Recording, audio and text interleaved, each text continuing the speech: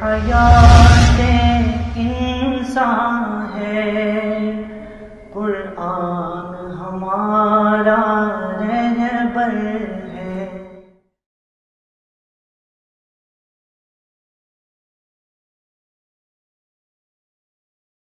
بسم اللہ الرحمن الرحیم، نحمدہ ونصلی علی رسولہ الکریم، اما بعد۔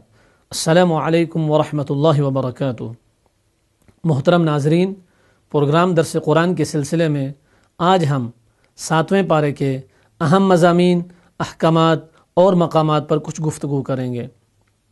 7ویں پارے کی ابتدا میں اللہ رب العزت فرماتے ہیں وَإِذَا سَمِعُوا مَا أُنزِلَ إِلَى الرَّسُولِ تَرَىٰ أَعْيُنَهُمْ تَفِيضُ مِنَ الدَّمْعِ مِمَّا عَرَفُوا مِنَ الْحَقِّ يَقُولُونَ رَبَّنَا آمَنَّا فَاكْتُبْنَا مَعَ الشَّاهِدِينَ۔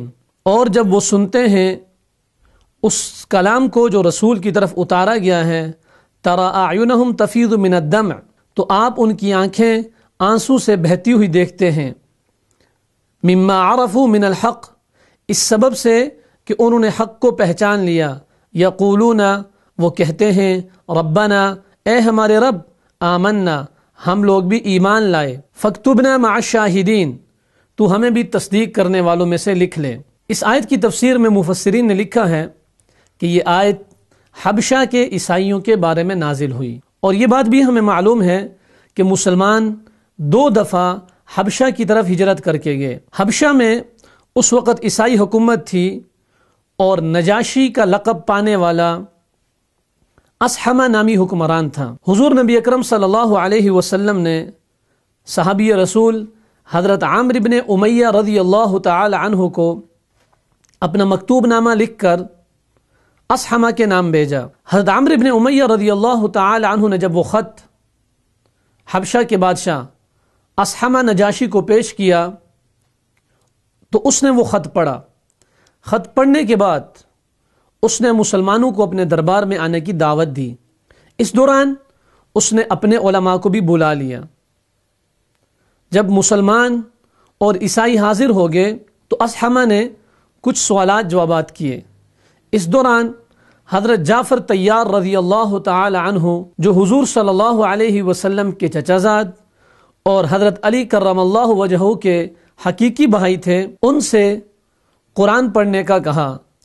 حضرت جعفر طیار رضی اللہ تعالی عنہ نے سورہ مریم پڑھنا شروع کی، اور جب سورہ مریم پڑھتے ہوئے حضرت عیسیٰ علیہ السلام کی اعجازی ولادت اور ان کی انوکھی پیدائش کا تذکرہ آیا تو عیسائی حیران رہ گئے، اور مجلس میں بیٹھے ہوئے تقریباً اکثر لوگ رونا شروع ہو گئے۔ اس آیت کے ایک ٹکڑا ہمیں یہ بھی بتاتا ہے کہ جب حضرت جعفر طیار رضی اللہ تعالی عنہ سورہ مریم کی تلاوت فرما رہے تھے تو ایک طرف تو عیسائیوں نے رونا شروع کر دیا، ساتھ ہی ساتھ ان کے دل میں ایمان کی حرارت انگڑائی لینے لگی۔ اللہ رب العزت فرماتے ہیں یقولون ربنا آمنا، تو ان لوگوں نے کہا کہ اے ہمارے رب، ہم ایمان لے آئے۔ گویا یہاں ہمیں یہ بات بھی معلوم ہو گئی کہ قرآن کی ایسی تاثیر تھی، اور سورہ مریم جو کہ ہے ہی حضرت عیسیٰ علیہ السلام کی انوکھی پیدائش کے واقعے کے اوپر، تو جب عیسائیوں نے اس کو سنا تو غیر شعوری طور پر ان کے دل پر ایسا اثر پڑا جس سے سارے کے سارے متاثر ہو گئے، اور نہ صرف رونا شروع کر دیا بلکہ سارے کے سارے مسلمان ہو گئے اور اسلام کو قبول کر لیا۔ روایات کے اندر آتا ہے کہ نبی اکرم صلی اللہ علیہ وسلم نے اسی نجاشی بادشاہ کی جب موت کی خبر سنی تو صحابہ کرام رضی اللہ عنہ مجمعین سے فرمایا کہ حبشے میں تمہارے بھائی کا انتقال ہو گیا ہے، جبکہ دیگر روایات سے یہ بات بھی ملتی ہے کہ نبی اکرم صلی اللہ علیہ وسلم نے ان کا غائبانہ جنازہ بھی پڑھا۔ حدیث میں آتا ہے کہ ایک شخص نبی اکرم صلی اللہ علیہ وسلم کی خدمت میں حاضر ہوا اور آ کر کہنے لگا کہ جب میں گوشت کھاتا ہوں تو نفسانی خواہشات کا میرے اوپر غلبہ ہو جاتا ہے، اس لیے میں نے اپنے اوپر گوشت حرام کر دیا ہے۔ تو یہ آیات نازل ہوئیں، یا ایھا الذین آمنوا لا تحرموا طیبات ما احل اللہ لکم ولا تعتدوا، اے ایمان والو، اللہ تعالیٰ نے جو پاکیزہ چیزیں تمہارے واسطے حلال کی ہیں ان کو حرام مت کرو اور حد سے آگے مت نکلو، بے شک اللہ تعالیٰ حد سے آگے نکلنے والوں کو پسند نہیں کرتا۔ ایک دوسرا واقعہ بھی یہاں لکھا ہوا ہے کہ حضرت عثمان ابن مظعون رضی اللہ تعالی عنہ نے اپنی بیوی سے کنارہ کشی اختیار کر لی تھی، تو حضور نبی اکرم صلی اللہ علیہ وسلم نے ان کو بھی بلا کر روکا۔ محترم ناظرین، اس آیت سے ہمیں یہ بات معلوم ہو گئی کہ اگر کوئی شخص کسی چیز کو اپنے اوپر حرام کر لے تو وہ حرام نہیں ہو جاتی۔ ہاں، البتہ ایک بات ضرور ہے کہ بیوی کے معاملات کچھ اس کے مسائل علیحدہ ہیں جو فقہ کی کتابوں میں تفصیل سے مذکور ہیں، کہ اگر کوئی آدمی اپنی بیوی کو یہ کہہ لے کہ تو میرے اوپر حرام ہے تو اس کے پھر مستقل احکامات ہیں۔ عام چیزوں کے حوالے سے یہ اصول ہے کہ آدمی کے حرام کرنے سے وہ چیزیں اس کے اوپر حرام نہیں ہوتی۔ اس کے بعد یمین کے احکامات، جس کو ہماری اردو زبان میں قسم کہا جاتا ہے۔ فرمایا لا یؤاخذکم اللہ باللغو فی ایمانکم ولکن یؤاخذکم بما عقدتم الایمان۔ اللہ تعالیٰ تمہاری قسموں میں سے لغو قسم پر تم سے مواخذہ نہیں فرماتا، لیکن مواخذہ اس پر فرماتا ہے کہ تم جن قسموں کو مضبوط کر دو۔ اہل علم نے یمین یعنی قسم کی 3 قسمیں بیان کی ہیں۔ یمین لغو، جو انسان کی عام عادت اور طبیعت ہوتی ہے، قسم سے یہ بات ہوئی، قسم سے فلاں بات ہو گئی، کہ سابقہ کسی بات کے اوپر قسم کھائی، وہ تو اس کو صحیح سمجھ رہا تھا لیکن واقعہ اس کی رائے یا اس کی سوچ کے برعکس تھا، لیکن یہ اپنے ذہن سے جھوٹ نہیں بول رہا، یہ اپنی نیت سے تو سچ بول رہا ہے لیکن حقیقت کچھ اور تھی، تو اس پر کوئی گناہ نہیں ہے۔ اللہ رب العزت فرماتے ہیں لا یؤاخذکم اللہ، اللہ رب العزت ایسی قسموں پر کوئی مواخذہ نہیں کریں گے۔ ہاں، ایک قسم ہے یمین غموس۔ یمین غموس کہتے ہیں جان بوجھ کر جھوٹی قسم اٹھانا۔ انسان کو پتہ ہے کہ بات اس طرح ہے لیکن قسم اٹھا کے کہتا ہے نہیں جی بات تو اس طرح ہے، یعنی حقیقت حال کے برعکس بیان کرنا، اس پر گناہ ہے، اور اس کے بارے میں آیا کہ اس کا کفارہ جہنم کی آگ ہے۔ تیسری قسم یمین منعقدہ کہلاتی ہے، کہ آنے والے وقت پر کسی بارے میں قسم اٹھانا کہ اگر میرا یہ کام ہو گیا تو اللہ کی قسم میں یہ کام کروں گا، تو اب اس کو پورا کرنا ضروری ہے اگر وہ جائز کام ہے تو، کیونکہ اگر ناجائز کام ہے، مثلا ایک آدمی قسم اٹھا لیتا ہے کہ میں اپنے والدین سے بات نہیں کروں گا، تو یہ ناجائز کام ہے۔ ایک آدمی قسم اٹھا لیتا ہے کہ میں نماز نہیں پڑھوں گا، یہ ناجائز کام ہے۔ تو حضور نبی اکرم صلی اللہ علیہ وسلم نے فرمایا کہ اگر کسی نے کسی ناجائز کام پر قسم اٹھا لی تو اسے چاہیے کہ اپنی قسم کا کفارہ دے اور صحیح کام کو کرے۔ مثلا کہا کہ میں اپنی والدہ سے بات نہیں کروں گا، تو فرمایا کہ والدہ سے بات کرے اور اپنی قسم کا کفارہ دے۔ کفارہ کیا ہے؟ یہاں لکھا ہے فَكَفَّارَتُهُ إِطْعَامُ عَشَرَةِ مَسَاكِينَ۔ ایک آدمی اپنی قسم کو توڑ دیتا ہے، کہا تھا کہ میں یہ کام نہیں کروں گا لیکن پھر وہ کام کر دیا، تو فرمایا 10 مسکینوں کو کھانا کھلانا ہے۔ 10 مسکینوں کو 2 وقت کا۔ کون سا کھانا کھلانا ہے؟ فرمایا جو متوسط سا کھانا ہوتا ہے۔ اہل علم فقہا نے اس کی بڑی آسان ترتیب بتائی ہے کہ جو صدقہ فطر کی مقدار ہوتی ہے وہ 1 مسکین کے 2 وقت کا کھانا ہو جاتا ہے۔ مثلا اگر ہمارے ہاں صدقہ فطر کی مقدار 100 روپیہ ہے تو 10 مسکینوں کو کھانا کھلانا 1000 روپیہ بن جاتا ہے۔ گویا کہ موجودہ زمانے کے لحاظ سے اگر دیکھا جائے تو ایک قسم توڑنے پر 1000 روپیہ اللہ کے راستے میں اہل علم کی رائے کے مطابق اس کے مصارف میں دینا پڑے گا۔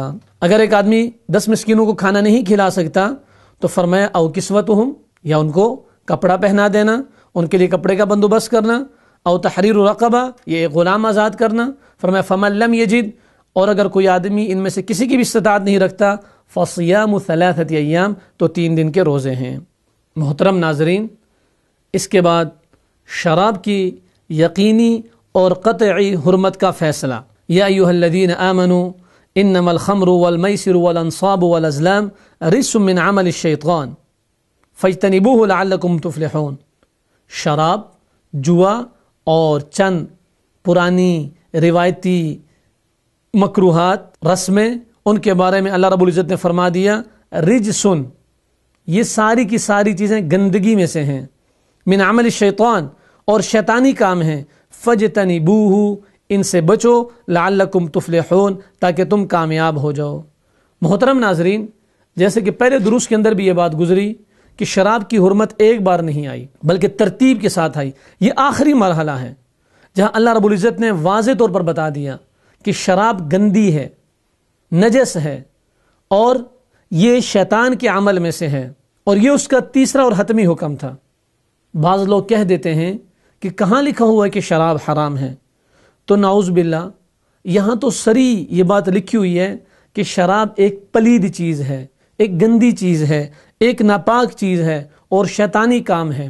اللہ رب العزت تو یہ فرما رہے ہیں شراب کے بارے میں، اس کا مطلب صاف یہ نکلتا ہے کہ جو لوگ یہ کہتے ہیں کہ شراب کی حرمت ہمیں تو قرآن میں نظر نہیں آتی، تو نعوذ باللہ ان کے کہنے کا مطلب یہ ہے کہ اللہ کے ہاں پلید چیز بھی جائز ہے اور اللہ کے ہاں شیطانی کام بھی جائز ہے۔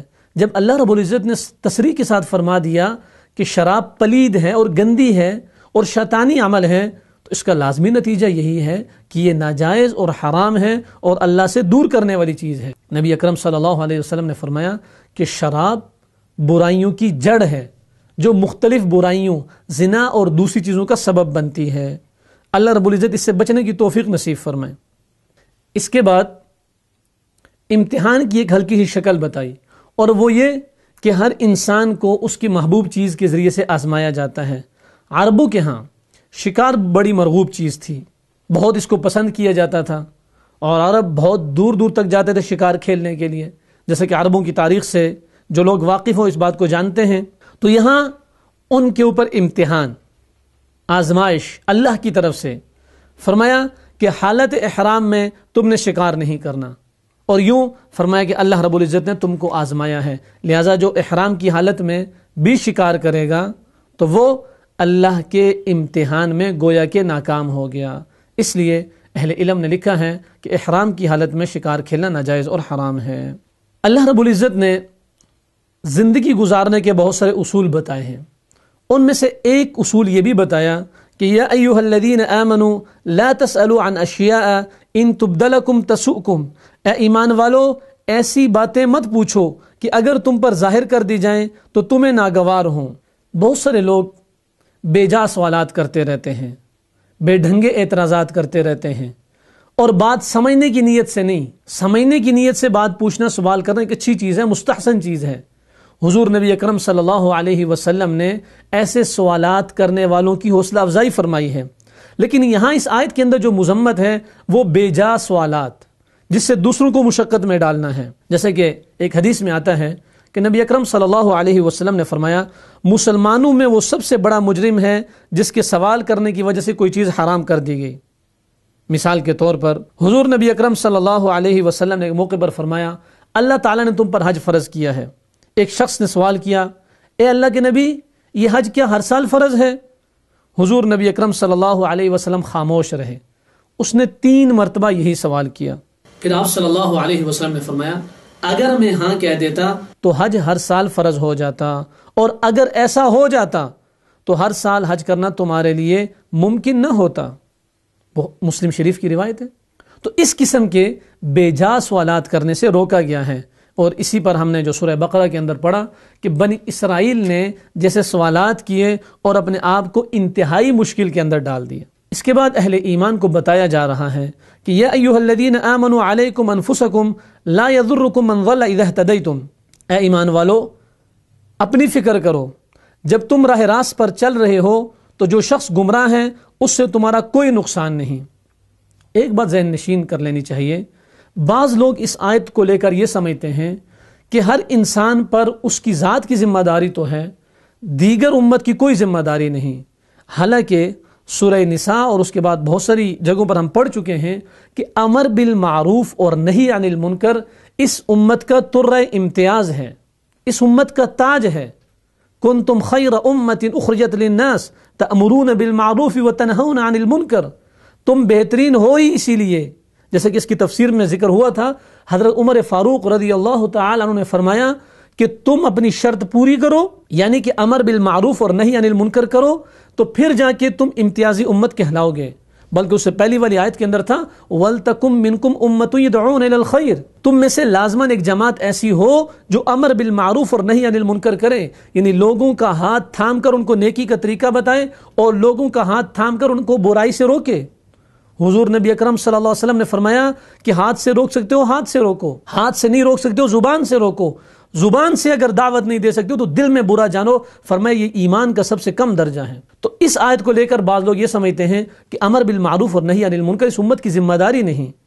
حضرت ابو بکر صدیق رضی اللہ تعالی عنہ تک یہی بات پہنچی کہ جی اپنی ذمہ داری ہے، باقی کسی کے اعمال تو آپ کو خراب نہیں کر سکتے۔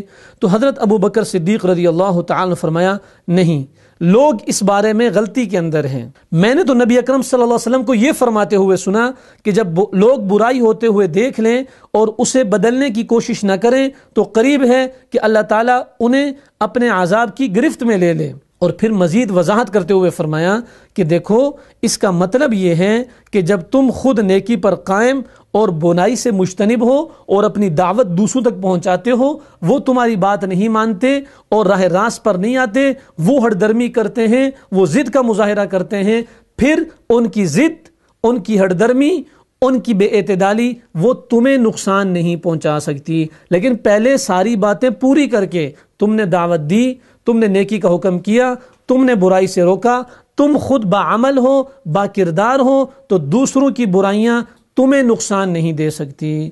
اس کا یہ مطلب ہے جو انسان بھی دنیا کے اندر آیا ہے اس نے ایک دن دنیا کو چھوڑ کے جانا ہے، تو فرمایا کہ بہتر یہ ہے کہ آدمی مرنے سے پہلے وصیت کر لے۔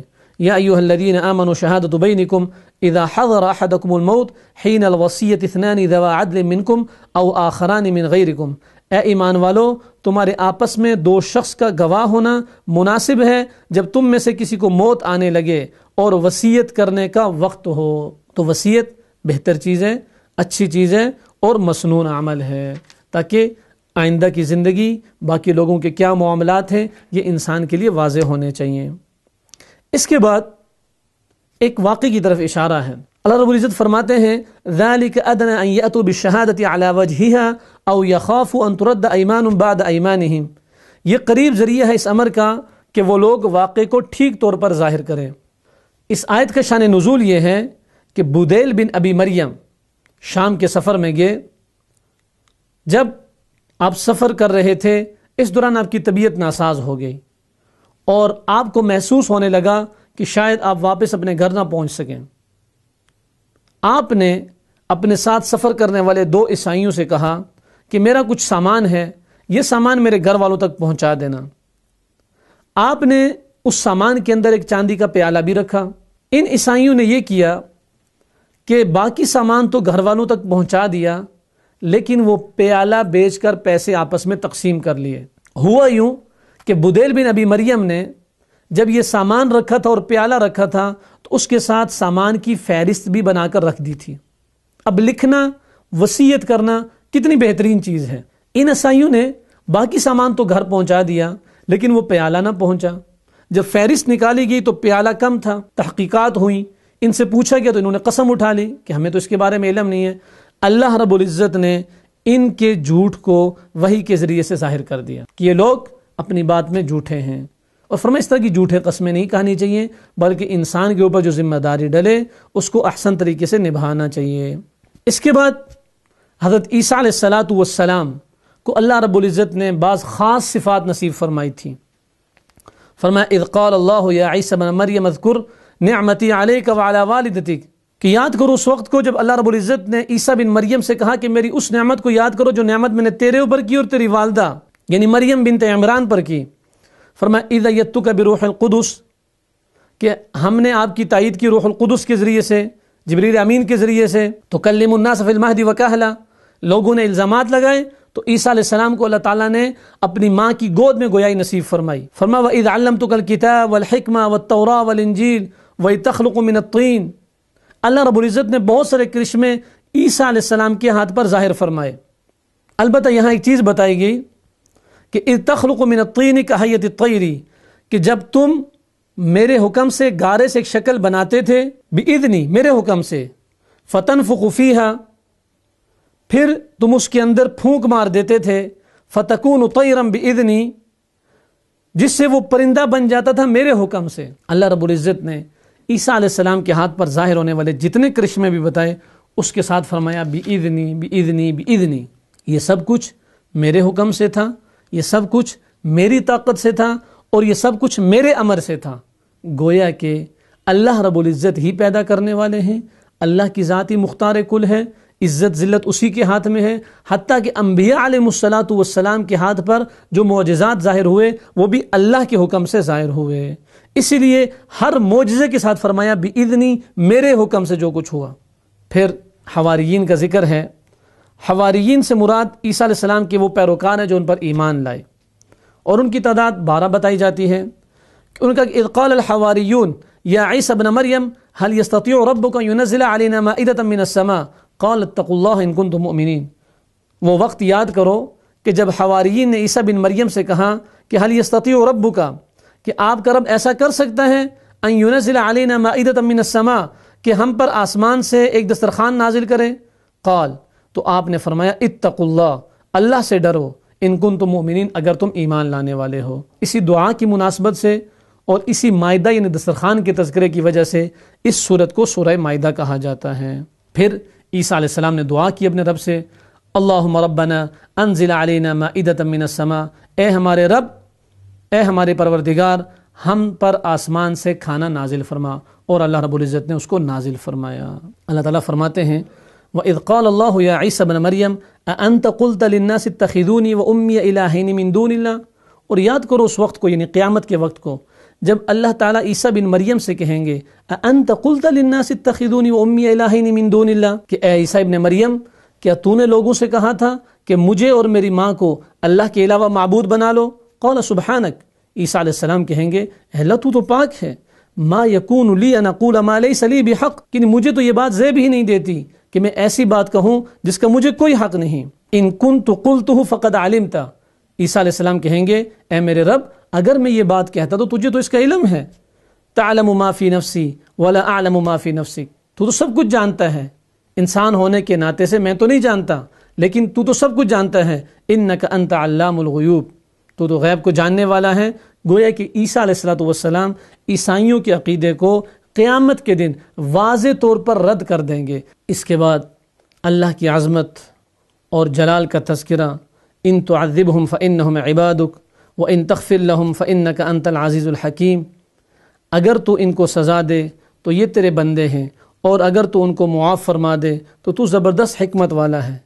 یہاں اللہ کی عظمت کا تذکرہ، اللہ کے جلال کا تذکرہ، اللہ کے قادر مطلق ہونے کا تذکرہ، اللہ کے مختار کل ہونے کا تذکرہ، اور پھر ان باتوں کے تذکرے کے بعد عفو و درگزر کا تذکرہ. یہ ایسی عجیب و بلیغ آیت ہے کہ روایات کے اندر آتا ہے کہ نبی اکرم صلی اللہ علیہ وسلم ایک رات مکمل ہر رکعت میں اسی آیت کی تلاوت فرماتے رہے حتیٰ کہ صبح ہو گئی. تو اللہ رب العزت ہمیں بھی اللہ کی ذات کی صفات کو سمجھنے کی توفیق نصیب فرمائے. حیات انسان ہے قرآن ہمارا رہبر ہے. محترم ناظرین، اس کے بعد سورہ انعام ہے. سورہ انعام مکی صورت ہے، 165 آیات پر مشتمل ہے جبکہ اس کے 20 رکوع ہیں. اس کی ابتدا بھی اللہ کی عظیم صفات سے ہوتی ہے. بسم اللہ الرحمن الرحیم. الحمد للہ الذی خلق السماوات والارض وجعل الظلمات والنور ثم الذین کفروا بربہم یعدلون. تمام تعریفیں اللہ ہی کے لائق ہیں جس نے آسمانوں کو اور زمین کو پیدا کیا اور تاریکیوں اور نور کو بنایا. پھر بھی کافر لوگ غیر اللہ کو اپنے رب کے برابر قرار دیتے ہیں. یعنی اللہ کی عظمت، اللہ کی شان، اللہ کی عظیم المرتبت کہ اللہ رب العزت نے زمین آسمان، اندھیرے اور روشنی، تاریکی سب کو اللہ رب العزت نے پیدا کیا. پھر بھی کافر لوگ اس بات کو سمجھتے نہیں ہیں. حالانکہ نظام چلتا ہوا نظر آ رہا ہے، دن رات، سورج کی چمک، چاند کی دمک، سب کچھ نظر آ رہا ہے، لیکن نہ سمجھنے والے پھر بھی عبرت نہیں لیتے. اس کے بعد پہلی نافرمان امتوں کی ہلاکت کا تذکرہ. فرمائے اولم یرو کم اہلکنا من قبلہم من قرن مکناہم فی الارض ما لم نمکن لکم کہ کیا انہوں نے نہیں دیکھا کہ ہم نے ان لوگوں کو بھی ہلاک کیا جو ہمارے نافرمان تھے اور وہ طاقت اور قوت اور صلاحیت میں تم سے بڑھ کر تھے. تو جب وہ ہلاک ہو گئے اور ان کو ان کی طاقت ان کی قوت نہ بچا سکی تو تمہیں بھی اگر تم نافرمانی کرتے رہے تو قوت اور طاقت، حکمت و بصیرت نہ بچا سکے گی جب تک اللہ کی نہ مان لو.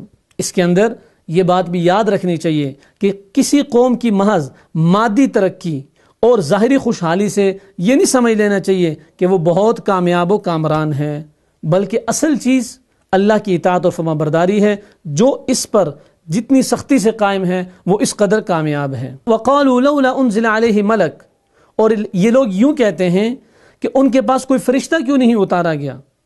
یعنی گویا کہ جیسے کہ آج کل بھی بعض نادان مسلمان یہ سمجھتے ہیں کہ رسول ہونے کے لیے نور ہونا ضروری ہے، تو وہ کافر بھی یہی کہنے لگے کہ بشریت یہ تو نبوت کے منافی ہے، کسی نورانی مخلوق کو آنا چاہیے تھا، فرشتے کو آ جانا چاہیے تھا۔ حالانکہ اللہ رب العزت جب اپنا احسان جتلاتے ہیں تو کیا فرماتے ہیں؟ لقد من اللہ علی المؤمنین اذ بعث فیہم رسولا من انفسہم، اللہ نے ایمان والوں پر احسان کیا کہ انہی میں سے رسول بھیجا۔ اگر فرشتے کو بھیج دیا جاتا تو ان کا تو اپنا مزاج ہے، نہ کھانا نہ پینا نہ سونا، پھر ان کے ساتھ چلنا اور ان کے مطابق اپنی زندگی کو ڈھالنا نہ صرف مشکل بلکہ محال ہو جاتا۔ اس لیے اللہ نے احسان کیا کہ انسانوں میں سے ہی نبی بنا کر بھیجا۔ حضور نبی اکرم صلی اللہ علیہ وسلم کو تسلی دی جا رہی ہے، وَلَقَدِ اسْتُهْزِئَ بِرُسُلٍ مِّن قَبْلِكَ فَحَاقَ بِالَّذِينَ سَخِرُوا مِنْهُم مَّا كَانُوا بِهِ يَسْتَهْزِئُونَ، اور واقعی آپ سے پہلے جو پیغمبر ہوئے ہیں ان کا بھی مذاق اڑایا گیا، پھر جن لوگوں نے ان سے مذاق کیا تھا ان کو اس عذاب نے آ گھیرا جس کا وہ تمسخر اڑاتے تھے۔ تو گویا کہ یہ آپ کے ساتھ نہیں بلکہ آپ سے پہلے والے بھی انبیاء علیہ الصلوۃ والسلام کا مذاق اڑایا گیا۔ اس کے بعد ہمارے لیے بڑی تسلی کی آیت ہے، فرمایا قُلْ لِمَن مَّا فِي السَّمَاوَاتِ وَالْأَرْضِ، آپ کہہ دیجئے کہ جو کچھ زمین اور آسمان میں موجود ہے یہ سب کس کی ملکیت ہے؟ قُلْ لِلَّهِ، آپ کہہ دیجئے سب اللہ کی ملکیت ہے۔ كَتَبَ عَلَى نَفْسِهِ الرَّحْمَةَ، اس نے اپنے اوپر لازم فرما لیا ہے مہربانی کو اور رحمت کو، یعنی اللہ رب العزت نے انسانوں کے اعتبار سے رحمت کو اپنے اوپر لازم فرما دیا۔ اسی وجہ سے حدیث شریف کے اندر آتا ہے، نبی اکرم صلی اللہ علیہ وسلم نے فرمایا کہ جب اللہ تعالیٰ نے مخلوق کو پیدا فرمایا تو عرش پر یہ لکھ دیا، ان رحمتی تغلب غضبی، یقیناً میری رحمت میرے غضب پر غالب ہے۔ اور ایک جگہ فرمایا قرآن میں، وَرَحْمَتِي وَسِعَتْ كُلَّ شَيْءٍ، میری رحمت نے ہر چیز کو گھیرا ہوا ہے۔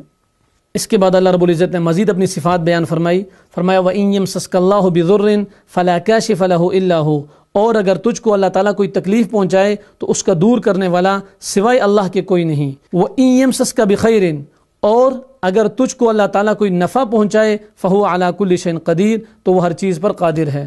وَهُوَ الْقَاهِرُ فَوْقَ عِبَادِهِ، اور وہی اللہ اپنے بندوں کے اوپر غالب اور برتر ہے۔ وَهُوَ الْحَكِيمُ الْخَبِيرُ، اور بڑی حکمت والا اور بڑا باخبر ہے۔ انسان کو سمجھا دیا اور انسان کو بتا دیا جو کچھ مانگنا ہو اسی سے مانگا جائے، جب بھی کوئی مشکل آئے اسی کو پکارا جائے۔ فرمایا وَمِنْهُم مَّن يَسْتَمِعُ إِلَيْكَ وَجَعَلْنَا عَلَىٰ قُلُوبِهِمْ أَكِنَّةً أَن يَفْقَهُوهُ وَفِي آذَانِهِمْ وَقْرًا، فرمایا مشرکین قرآن کریم تو سنتے ہیں لیکن مقصد طلب ہدایت نہیں ہے، اس لیے کوئی فائدہ نہیں ہوتا۔ دین کا نصیحت کا فائدہ اس کو ہوتا ہے جو طلب سے، تڑپ سے اور اپنے آپ کو محتاج بنا کر سنے، ورنہ فرمایا ان چیزوں کا فائدہ کوئی نہیں۔ وَهُمْ يَنْهَوْنَ عَنْهُ وَيَنْأَوْنَ عَنْهُ وَإِن يُهْلِكُونَ إِلَّا أَنفُسَهُمْ وَمَا يَشْعُرُونَ، اور یہ لوگ اس سے دوسروں کو بھی روکتے ہیں، یعنی نبی اکرم صلی اللہ علیہ وسلم کی طرف اشارہ ہے، نبی اکرم صلی اللہ علیہ وسلم سے دوسروں کو بھی روکتے ہیں اور خود بھی اس سے دور رہتے ہیں۔ وَإِن يُهْلِكُونَ إِلَّا أَنفُسَهُمْ، اور یہ لوگ اپنے ہی کو تباہ کر رہے ہیں، وَمَا يَشْعُرُونَ، اور ان کو کچھ خبر بھی نہیں۔ یعنی یہ دوسروں کو بھی نبی اکرم صلی اللہ علیہ وسلم سے کافر لوگ روکتے ہیں اور قریب نہیں جانے دیتے، لوگوں سے کہتے ہیں ساحر ہے، جادوگر ہے اور تمہارے اوپر بھی جادو کر دے گا۔ اللہ رب العزت فرماتے ہیں نبی اکرم صلی اللہ علیہ وسلم صحیح راستہ دکھا رہے ہیں، تم لوگوں کو غلط راستے پر ڈال رہے ہو، لیکن جو تم لوگوں کو غلط راستے پر ڈال رہے ہو اس سے اللہ کے نبی صلی اللہ علیہ وسلم کو کوئی نقصان نہیں پہنچنے والا، یہ تم اپنا ذاتی نقصان کر رہے ہو۔ کافر لوگ کہتے ہیں وَقَالُوا إِنْ هِيَ إِلَّا حَيَاتُنَا الدُّنْيَا وَمَا نَحْنُ بِمَبْعُوثِينَ، بس یہ دنیا کی زندگی ہے، ہمیں دوبارہ نہیں اٹھایا جائے گا۔ اللہ رب العزت ان کے غلط عقیدے کا جواب دیتے ہیں وَلَوْ تَرَىٰ إِذْ وُقِفُوا عَلَىٰ رَبِّهِمْ، اور اگر آپ اس وقت دیکھیں جب یہ اپنے رب کے سامنے کھڑے کیے جائیں گے، قَالَ أَلَيْسَ هَذَا بِالْحَقِّ، اللہ رب العزت پوچھیں گے کہ ہاں اس کا انکار کرتے تھے، اب نظر آ گیا کیا یہ حق ہے یا نہیں؟ قَالُوا بَلَىٰ، وہ کہیں گے بالکل ایسا ہی ہے، وَرَبِّنَا، اور قسم ہے ہمیں اپنے رب کی۔ قال فذوقوا العذاب بما کنتم تکفرون، اب ماننے کا کوئی فائدہ نہیں۔ اللہ رب العزت فرماتے ہیں جب وہ اپنی زبانوں سے اقرار کریں گے اور اپنے سامنے سب کچھ دیکھ لیں گے اور پھر کہیں گے کہ بالکل بالکل یہ تو حق ہے، لیکن چونکہ اصل میں حق کو ماننا، دین کو ماننا، اسلام کو تسلیم کرنا، اللہ رب العزت کی وحدانیت کا اقرار کرنا، یہ سب چیزیں نفع دیتی ہیں دنیا میں، قیامت کے بعد یا قیامت کے وقت ان کو مان لینے کا کوئی فائدہ نہیں۔ اللہ رب العزت فرماتے ہیں وہاں مان تو لیں گے لیکن میرا حکم کیا ہوگا؟ فذوقوا العذاب بما کنتم تکفرون، اب جو عذاب آیا ہے اس کو چکھو، جو کچھ کرتے رہے اس کا انجام یہی ہے۔ فرمایا انبیاء علیہ الصلاۃ والسلام جتنے بھی بھیجے گئے، وما نرسل المرسلین الا مبشرین ومنذرین، تو وہ دو کام کیا کرتے تھے۔ جو لوگ اطاعت گزار تھے ان کو خوشخبری سناتے تھے، ومنذرین، اور جو لوگ نافرمان تھے ان کو ڈراتے تھے۔ فمن آمن واصلح، فرمایا جو کوئی ایمان لے آیا اور اس نے اپنی درستگی کر لی، فرمایا فلا خوف علیہم ولا هم یحزنون، اس کو آئندہ کے لیے نہ کوئی خوف ہوگا اور نہ ماضی کی چیزوں کا کوئی دکھ ہوگا۔ والذین کذبوا بآیاتنا، اور اس کے مقابلے میں جن لوگوں نے ہماری نشانیوں کو جھٹلا دیا اور دین کو چھوڑ دیا، یمسهم العذاب بما كانوا یفسقون، ان کو عذاب آ کر رہے گا اس فسق کی وجہ سے، اس برائی کی وجہ سے، اس گناہ کی وجہ سے جو وہ کیا کرتے تھے۔ اور پھر اللہ رب العزت نے غریب، مساکین اور محتاج لوگوں کے لیے خصوصی ہدایات دی۔ فرمایا ولا تطرد الذین یدعون ربهم بالغداة والعشی یریدون وجہہ، اور ان لوگوں کو نہ نکالیے جو صبح و شام اپنے پروردگار کی عبادت کرتے ہیں۔ چونکہ مشرکین یہ طعنہ دیا کرتے تھے یا مطالبہ کرتے تھے، اے محمد صلی اللہ علیہ وسلم تمہارے ارد گرد تو غرباء اور فقراء کا ہی ہجوم رہتا ہے، ذرا انہیں ہٹاؤ تو ہم بھی تمہارے پاس بیٹھیں گے، ان غریبوں کو دور کرو، پھر ہم تو سردار لوگ ہیں، ہم تو بڑے لوگ ہیں، ہم تو قبیلوں والے ہیں، قوم والے ہیں، ان کو ذرا دور کرو، پھر ہم تمہاری بات سنیں گے، تمہارے پاس آ کے بیٹھیں گے۔ اللہ رب العزت نے روک دیا۔ فرمایا غریب، یتیم، بے سہارا اور کمزور مسلمان اگرچہ وہ تعداد میں کم ہوں، ایک ہی کیوں نہ ہو، ان ہزاروں کافروں سے بہتر ہے جو ظاہری شان و شوکت رکھتے ہیں۔ اللہ کے حبیب صلی اللہ علیہ وسلم کو واضح حکم دیا گیا کہ ان کو اپنے پاس سے نہیں اٹھانا۔ پھر اللہ رب العزت نے بتا دیا قل انی نہیت ان اعبد الذین تدعون من دون اللہ، آپ کہہ دیجئے مجھے اس سے روک دیا گیا ہے کہ عبادت کرو جن کو تم اللہ کے علاوہ چھوڑ کر جن کو تم بلاتے ہو، جن کو تم پکارتے ہو، جن کی تم عبادت کرتے ہو۔ فرمایا قل لا اتبع اہواءکم، آپ کہہ دیجئے کہ میں تمہاری خواہشات کی اتباع نہیں کر سکتا کہ جیسے تم بتاتے جاؤ میں کرتا جاؤں۔ قد ضللت اذا وما انا من المہتدین، اگر ایسا ہو جائے تو پھر تو میں خود راہ راست سے ہٹ جاؤں گا اور پھر میں تو خود راہ راست پر نہ رہوں گا۔ یہ اصل میں امت کو بتایا گیا ہے۔ حضور نبی اکرم صلی اللہ علیہ وسلم کی رہنمائی تو اللہ رب العزت براہ راست فرما رہے تھے، لیکن امت کو بتایا گیا ہے کہ اگر نبی اور امام الانبیاء والمرسلین کافروں کی خواہشات کے پیچھے چل پڑتے تو وہ بھی راہ راست سے ہٹ جاتے۔ تو امت کو بھی خیال رکھنا چاہیے، اپنے آپ کو سنبھال کے رکھنا چاہیے۔ کافر لوگ نبی اکرم صلی اللہ علیہ وسلم سے کہتے تھے کہ اگر تم سچے ہو تو جلدی جلدی ہم پر عذاب بھیجو۔ اللہ کے نبی صلی اللہ علیہ وسلم نے صراحتاً بتا دیا قل لو ان عندي ما تستعجلون به لقضي الامر بيني وبينكم والله اعلم بالظالمين، آپ کہہ دیجئے اگر میرے پاس وہ چیز ہوتی جس کا تم تقاضا کر رہے ہو تو میرا اور تمہارا فیصلہ جلد ہی ہو جاتا۔ یعنی عذاب دینے کا اختیار یہ اللہ رب العزت نے اپنے پاس رکھا ہے۔ فرمایا وهو الذي يتوفاكم بالليل، اور وہی ہے جو رات میں تمہاری روح کو ایک گنا قبض کر لیتا ہے۔ یہاں بھی جیسے کہ پہلے تذکرہ ہوا کہ وفات کا لفظ نیند کے لیے استعمال ہوا ہے۔ وَهُوَ الْقَاهِرُ فَوْقَ عِبَادِي وَيُرْسِلُ عَلَيْكُمْ حَفَظًا حَتَّى إِذَا جَاءَ أَحَدَكُمُ الْمَوْتُ تَوَفَّتْهُ رُسُلُنَا وَهُمْ لَا يُفَرِّطُونَ، کہ جب موت کا وقت آتا ہے فرشتے آتے ہیں، ذرا بھی کمی کوتاہی نہیں کرتے اور اللہ کے حکم سے روح قبض کر لیتے ہیں۔ پھر ہوتا کیا ہے ثُمَّ رُدُّوا إِلَى اللَّهِ مَوْلَاهُمُ الْحَقِّ، پھر سب اپنے مالک حقیقی کے پاس لائے جاتے ہیں یا لائے جائیں گے۔ الا لہ الحکم، فرمایا کہ اسی کا فیصلہ اصل اور اٹل ہوتا ہے۔ وہو اسرع الحاسبین، اور وہ بہت جلد حساب لے لے گا، اس لیے تیاری رکھنی چاہیے، ہر وقت تیار رہنا چاہیے۔ مزید فرمایا وَإِذَا رَأَيْتَ الَّذِينَ يَخُوضُونَ فِي آيَاتِنَا فَأَعْرِضْ عَنْهُمْ حَتَّى يَخُوضُوا فِي حَدِيثٍ غَيْرِهِ، اور جب آپ ان لوگوں کو دیکھیں جو ہماری آیات میں عیب جوئی کر رہے ہیں تو ان لوگوں سے کنارہ کش ہو جائیں۔ یعنی ہر وہ مجلس جہاں اللہ تعالیٰ کے احکامات اور اللہ کے نبی صلی اللہ علیہ وسلم کی سنتوں کا مذاق اڑایا جائے، فرمایا ان مجلسوں سے اٹھ جایا کرو۔ پہلی بات یہ ہے ان کو روک دیا کرو تاکہ وہ اللہ اور اللہ کے نبی صلی اللہ علیہ وسلم کا مذاق نہ اڑا سکیں۔ لیکن اگر کوئی ایسا کر رہا ہے فرمایا ایسی مجلسوں سے کنارہ کشی اختیار کر لو، اور ایسی مجلسوں میں بیٹھنا گویا کہ اللہ کے دین کی توہین میں ان کے ساتھ شریک ہونا ہے۔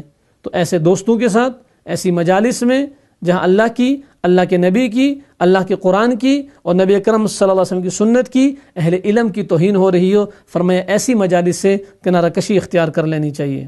فرمایا وَذَرِ الَّذِينَ اتَّخَذُوا دِينَهُمْ لَعِبًا وَلَهْوًا وَغَرَّتْهُمُ الْحَيَاةُ الدُّنْيَا وَذَكِّرْ بِهِ أَن تُبْصَلَ نَفْسٌ بِمَا كَسَبَتْ لَيْسَ لَهَا مِن دُونِ اللَّهِ وَلِيٌّ وَلَا شَفِيعٌ۔ اور ایسے لوگوں سے بالکل کنارہ کش رہیں جنہوں نے اپنے دین کو کھیل تماشا بنا رکھا ہے اور انہیں دنیاوی زندگی نے دھوکے میں ڈال رکھا ہے اور بس کھیل تماشا ہی اسی کو ہی سب کچھ سمجھتے ہیں، بلکہ فرمایا اصل آخرت کی تیاری ہے اور مسلمان کی شان یہ ہے کہ وہ ہر وقت آخرت کی تیاری میں رہتا ہے۔ اس کے بعد ابراہیم علیہ السلام کا واقعہ ہے، اور دراصل یہ ابراہیم علیہ السلام نے اپنی قوم کو سمجھانے کے لیے ایک ترتیب سے بات کی۔ فرمایا وَإِذْ قَالَ إِبْرَاهِيمُ لِأَبِيهِ آزَرَ أَتَتَّخِذُ أَصْنَامًا آلِهَةً إِنِّي أَرَاكَ وَقَوْمَكَ فِي ضَلَالٍ مُبِينٍ۔ جب ابراہیم علیہ السلام نے اپنے والد آزر سے کہا أَتَتَّخِذُ أَصْنَامًا آلِهَةً کہ والد صاحب کیا آپ بتوں کو معبود قرار دیتے ہیں؟ انی اراک وقومک فی ضلال مبین، میں آپ کو اور آپ کی قوم کو واضح گمراہی میں دیکھ رہا ہوں۔ بعض لوگوں کی رائے ہے کہ ابراہیم علیہ السلام کے یہ چچا تھے، لیکن چونکہ قرآن تصریح سے کہہ رہے ہیں کہ ابراہیم علیہ السلام کے والد کا نام آزر تھا، لہٰذا ہم یہی سمجھتے ہیں کہ ابراہیم علیہ السلام کے والد کا نام ہی آزر تھا، اور ابراہیم علیہ السلام کا یہ والد بت تراش تھا، بت فروش تھا، بت بناتا بھی تھا اور بتوں کی خرید و فروخت بھی کیا کرتا تھا۔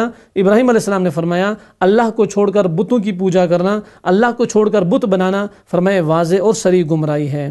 پھر ابراہیم علیہ السلام کا ایک مکالمہ مذکور ہے جس کا مقصود معبودان باطلہ کی تردید ہے۔ فرمایا فلما جن علیہ اللیل رأى کوکبا قال هذا ربی فلما افل قال لا احب الافلین۔ جب رات کی تاریکی چھا گئی تو انہوں نے ستارے کو دیکھا تو کہا کہ یہ میرا رب ہے۔ جب اس کی روشنی مدم ہو گئی فرمایا یہ کیسی چیز ہے؟ پھر فلما رأى القمر بازغا قال هذا ربی، پھر جب چاند کو چمکتا ہوا دیکھا تو کہا یہ میرا رب ہے۔ فلما افلا، جب وہ بھی غروب ہو گیا تو کیا فرمایا لئن لم يهدني ربي لأكونن من القوم الضالين، یہ تو میرے رب نے میری رہنمائی کی، ورنہ میں تو غلط راستے پر چلا گیا تھا کہ چاند کو معبود بنا لیا تھا۔ پھر اس سے بڑی چیز کو دیکھا فلما رأى الشمس بازغة قال هذا ربي هذا اکبر، جب سورج کو چمکتے ہوئے دیکھا کہا یہ بہت بڑا ہے، یہ رب ہوگا۔ فلما افلت، جب وہ بھی غروب ہو گیا تو قال یا قوم انی بریء مما تشرکون، تو کہہ دیا اے میری قوم تم جو شرک کرتے ہو، کبھی چاند کو رب کہتے ہو، کبھی ستارے کو رب کہتے ہو، کبھی سورج کو رب کہتے ہو، فرمایا میں اس سے بری ہوں۔